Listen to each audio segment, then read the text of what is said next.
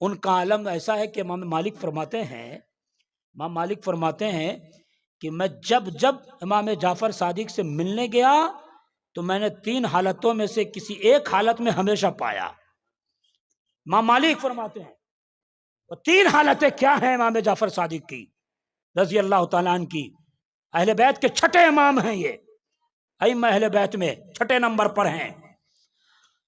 تو آپ کہتے ہیں امام مالک فرماتے کہ 3 حالتوں میں سے ایک حالت میں ہمیشہ میں نے پایا جب میں ان کی زیارت کو گیا۔ کہو نا امام مالک سے کہ شیعہ کے پاس گئے تھے؟ وہ شیعوں کے نہیں، ہم سنیوں کے ہیں، ہے نا بھائی؟ اگر یہ زمین ہو، آپ کا دشمن قبضہ کرنے لگ جائے تو کیا آپ ہاتھ اٹھا دو گے؟ آپ بھی تو قبضہ کرنے کی کوشش کرو گے نا کہ میری زمین ہے۔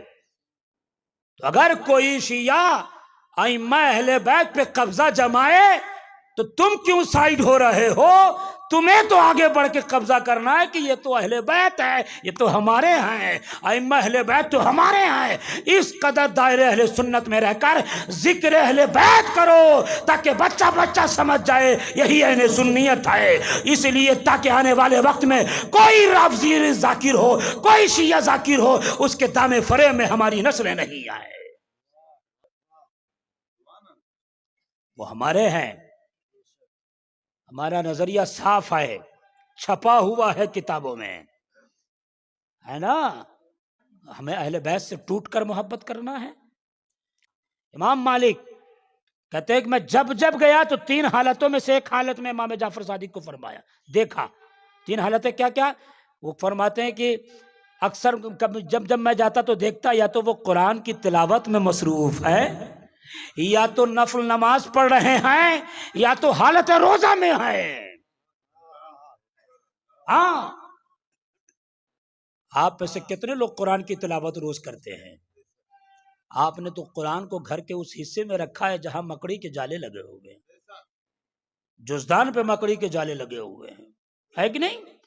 ہم آپ سے پوچھ دیں کہ لاسٹ ٹائم کب قرآن کھولا تھا تو شاید کسی کا ہاتھ اٹھے۔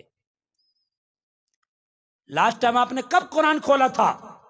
ہم یہ سوال کریں لاسٹ ٹائم کب آپ نے موبائل دیکھا تھا؟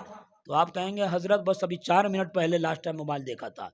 اور قرآن لاسٹ ٹائم کب پڑھا تھا؟ تو شاید کوئی کہے ارے بچپن میں پڑھا تھا، جوانی میں، شب برات میں، یا قرآن خواب۔ تو قرآن خوانی میں بھی کہاں قرآن لوگ پڑھتے ہیں؟ کہ مدرسے کے 10 بچے کو بلا لو، وہ پڑھ لیں گے، اپنے تو لاٹ صاحب کے بچے کی طرح موبائل چلاتے رہتے ہیں۔ کہا مدرسے کے بچے کو بلا لو، 10 بچے کو بلا لو، وہ پڑھ دیں گے، 10 روپیہ 20 روپیہ دے دو، پڑھ دیں گے، اور خود موبائل چلاتا رہے گا۔ کہا تم بھی پڑھ لو۔ کہا حضرت ہم تو نہا ہی نہیں ہے، ناپاکی چل رہے ہیں۔